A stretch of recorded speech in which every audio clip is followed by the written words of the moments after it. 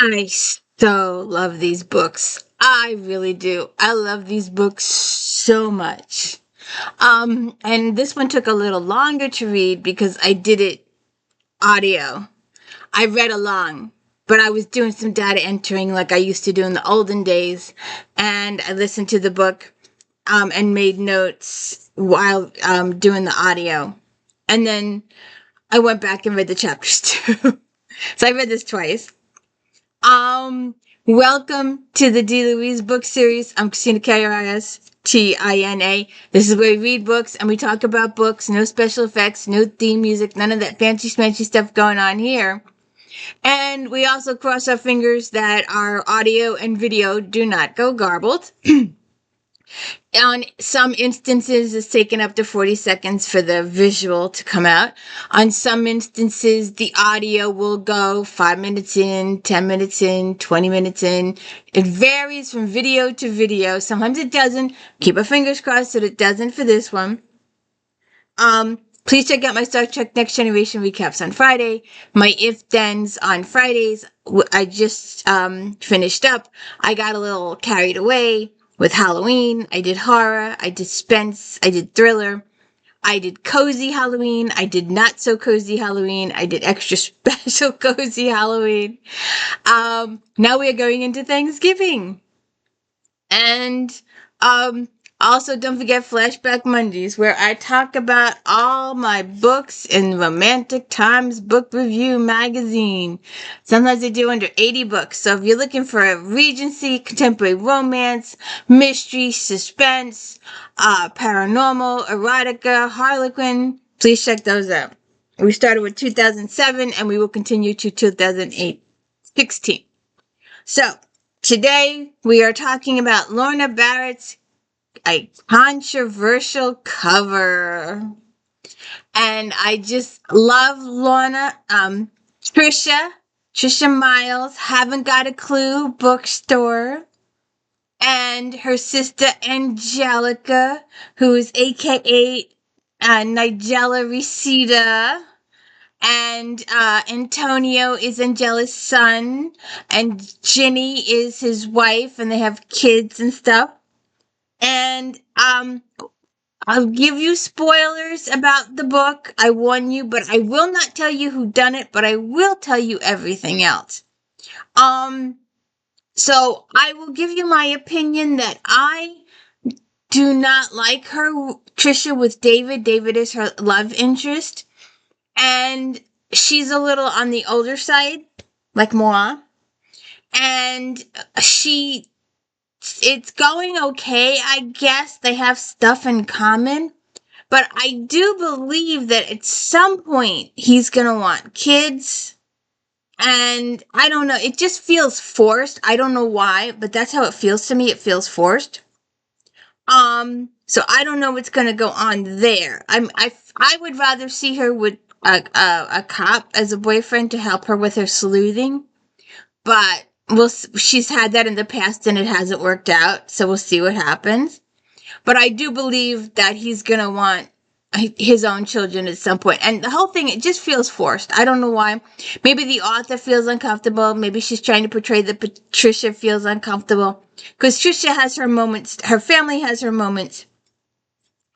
And for most of the book, Angelica doesn't want David to know that she's Reseda.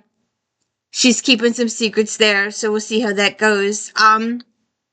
So anyways, we start the book off with, there's gonna be David has just been hired, and he's the new library, manager, director, whatever.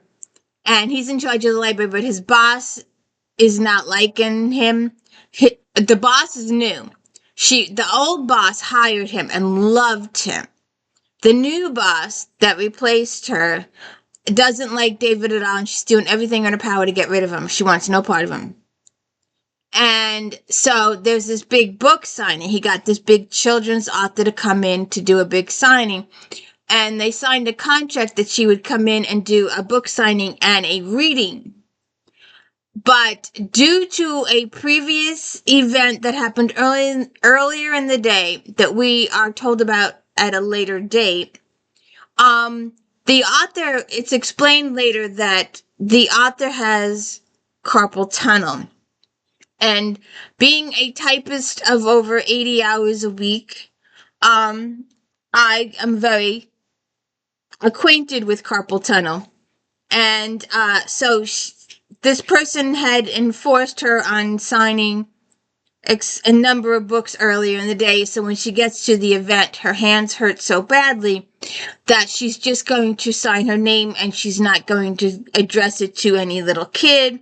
It is a little kid's book. It's the Cappy Chameleon. Cuddly Chameleon. Cuddly Chameleon's Coat of Many Colors. That's what it is. And the author has her carpal tunnel's bad. She's had a bad day. She doesn't want to do a reading. All the little kids are really disappointed that she's not doing the reading and that she just signs the books and leaves. Not even a little presentation, nothing. And even the parents are a little disappointed. They're all disgruntled with her. Well, she was supposed to do XYZ. She was supposed to talk to the kids about her character, to sell her books, do the signing. It was supposed to be a nice little cozy event. And the author was we didn't know it at the time, but she was in such pain that she just wanted to get out of there. But we didn't know that at the time. So when the event is over and Trisha and David go out to the parking lot, there is still a car out in the parking lot, a little on the fancy side.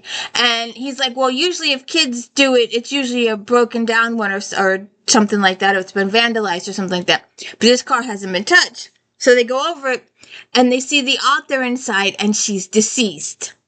So the whole book is who murdered the deceased author and why. And Trisha is a little reluctant to pursue the case. So it's a slow on the investigation part of it. But we do get a lot of family time. We do get a lot of Angelica and Trisha time discussing the case. We get a lot of time with Trixie and which, I think it is Pixie. Pixie, yes, Pixie Pub.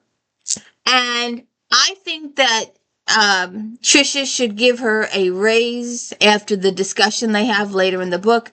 Trixie needs a little bit of a raise. Trisha should give it to her.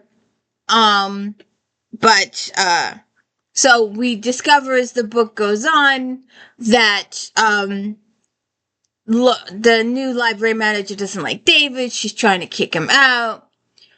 There's also a smaller story on the side, which really doesn't matter actually might matter, sort of, kind of. So the new library manager, this guy, what's his name? I also like the listing of characters inside the book. What's his name? Larry Harvick. He has beehives, and he's trying to keep the population going in the community, and he's placing beehives every 13 miles apart or something like that, and for making honey and stuff like that, and he's trying to start a little business, and he's doing very, very small-time local right now, but he hopes to expand at some point. But the new library director doesn't want the bees anywhere near the library, so he's making him move the beehives, and Trisha assists. She gets involved in it. She gets interested in it. So she does that. That's a little side story. And Angelica getting warm to David is another little story in the side. Jenny's a little upset that they were going to move into the manor, the Morrison mansion, for the publishing, advertising, and Angelica decided at the last minute, you know what, this would be better as a bed and breakfast, and she moved her advertising agency into the town proper. So they're out in Milton, and they're going to have their own business out there. And Ginny's feeling a little down, so Trisha helps her with that. So we've got some family stuff going on, some family progress. That's what I like about series. We get character progression, the characters are growing. I would like to see Pixie grow a little bit more. I would like to see Pixie get a little more responsibility. Um, it would be good for Pixie. Mr. Everett is the other shopkeeper, and he's a millionaire. He won the lot. Him and his wife won the lottery. They don't have to work, but they want to work.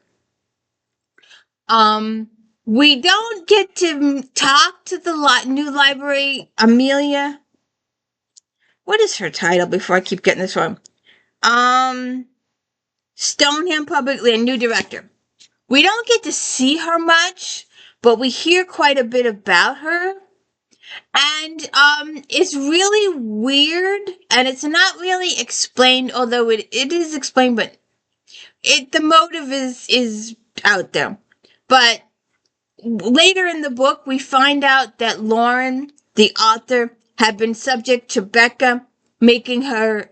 Becca owns Barnes Books, and Becca had bought an enormous amount of Cuddly Chameleon, hoping to make a little bit of a profit on the sale of the books, and that's why she had Lauren sign them all early in the day. So when the author dies, she's looking to make a profit, and she's trying to sell the books on eBay for like $500. And hold on a second. Okay, I hope my video does not go garbled. She's sitting over there screaming her bloody head off. So where were we?